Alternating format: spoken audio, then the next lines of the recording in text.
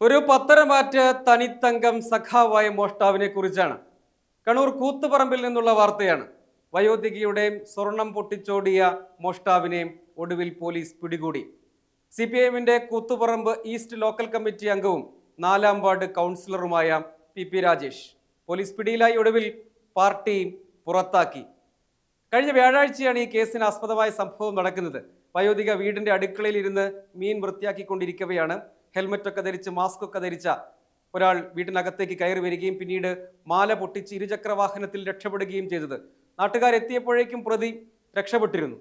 പിന്നീട് കേസാകുന്നു. പോലീസ് അന്വേഷണം നടത്തുന്നു. അന്വേഷണത്തിലൂടെ ഈ ഇരുചക്ര വാഹനത്തിലാണല്ലോ വന്നത്, ആ വാഹനം കണ്ടെത്തുന്നതിന് വേണ്ടിയുള്ള അന്വേഷണം പോയി.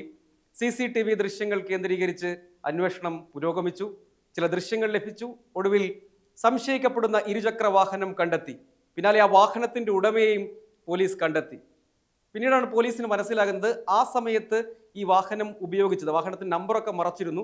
വളരെ ശ്രമകരമായ ദൗത്യത്തിനൊടുവിലാണ് ഈ വാഹനം കണ്ടെത്തുന്നത്. പക്ഷെ ആ സമയത്ത് ഈ വാഹനം ഉപയോഗിച്ചത് ഈ കൗൺസിലർ PP രാജേഷാണ്. പോലീസിൽ നിന്ന് നമ്മൾ മനസ്സിലാക്കുന്നത് ഇയാൾ കുറ്റം സമ്മതിച്ചു എന്നാണ്. സംസ്ഥാനത്തിന്റെ വിവിധ ഭാഗങ്ങളിൽ സമാന രൂപത്തിൽ മാല പൊട്ടിച്ചോടുന്ന മോഷണ സംഭവങ്ങൾ റിപ്പോർട്ട് ചെയ്യാറുണ്ട്. പക്ഷേ ഈ കാര്യത്തിൽ അതൊരു കൗൺസിലറാണ്. ലോക്കൽ കമ്മിറ്റി എന്ന് പറയുമ്പോൾ ഉയർന്ന ഘടകത്തിലുള്ള ഒരു CPIM നേതാവാണ്. കലികാലം എന്നല്ലാതെ എന്തു പറയാൻ. പക്ഷെ എൻ്റെ വ്യക്തിപരമായ അഭിപ്രായം ഈ മനുഷ്യനോട് കരുണയോടെ പെരുമാറണം എന്നാണ്. സാമ്പത്തിക പ്രയാസമാണ് ഇതിലേക്ക് നയിച്ചത് എന്നിയാൾ കുറ്റസമ്മത മൊഴി നൽകി എന്ന് പോലീസ് വൃത്തങ്ങളിൽ നിന്ന് നമ്മൾ മനസ്സിലാക്കുന്നു. പിന്നാലെ പാർട്ടി നടപടിയെടുത്തു, ഇയാളെ പുറത്താക്കിയിട്ടുണ്ട്. ഇതിൽ തന്നെ പല കമൻറ്റുകളും സമൂഹ മാധ്യമങ്ങളിൽ വരുന്നത് ഞാൻ ശ്രദ്ധിക്കുകയായിരുന്നു. ഒരു വാർഡിൻ്റെ വിവിധ സ്ഥലങ്ങളിൽ CCTV വെക്കുമ്പോൾ ചുരുങ്ങിയത് കൗൺസിലറെങ്കിലും അറിയിക്കണം എന്ന് പറയുന്നു. അതോടൊപ്പം ശബരിമലയിലെ സ്വർണ്ണപ്പാളിയുടെ കാര്യമൊക്കെ നമുക്കറിയാം. അതിൽ കേസ്, അന്വേഷണം, അറസ്റ്റ്, ആരോപണങ്ങളൊക്കെ സജീവമായി നിൽക്കുന്നുണ്ട്. സ്വർണത്തിന് വലിയ വിലയുമാണ്. അങ്ങനെ ഒരു സാഹചര്യത്തിൽ മാല മോഷണത്തിൽ ഒരു കൗൺസിലർ പിടിയിലാകുന്ന അപൂർവമായ ഒരു കേസാണ് കണ്ണൂർ കൂത്തുപറമ്പിലേത് എന്നതാണ്. അയാളൊരു സഖാവാണ്, ഒരു വലിയ നേതാവ് എന്ന് വിളിക്കാൻ കഴിയും. പ്രാദേശിക തലത്തിലാണെങ്കിൽ വലിയ നേതാവുമാണ്. ഇങ്ങനെയൊക്കെ ചെയ്യാൻ സാധിക്കുന്നത് എന്തുകൊണ്ടാണ്? യഥാർത്ഥത്തിൽ ഈ കേസും അതുപോലെയുള്ള മറ്റ് സംവിധാനങ്ങളും കറക്ഷണൽ പ്രോസസ്സാണല്ലോ. തിരുത്താനുള്ള അവസരം തെറ്റ് ചെയ്ത എല്ലാവർക്കും നൽകണം. ആ വ്യക്തി ആരാണ് എന്നത് പ്രസക്തമൊന്നുമല്ല എങ്കിൽ പോലും, കാരണം നിരവധി കുറ്റകൃത്യങ്ങൾ, മോഷണങ്ങൾ, സമാന സ്വഭാവത്തിലുള്ള കുറ്റകൃത്യങ്ങൾ നമ്മുടെ നാട്ടിൽ നടക്കുന്നുണ്ടല്ലോ.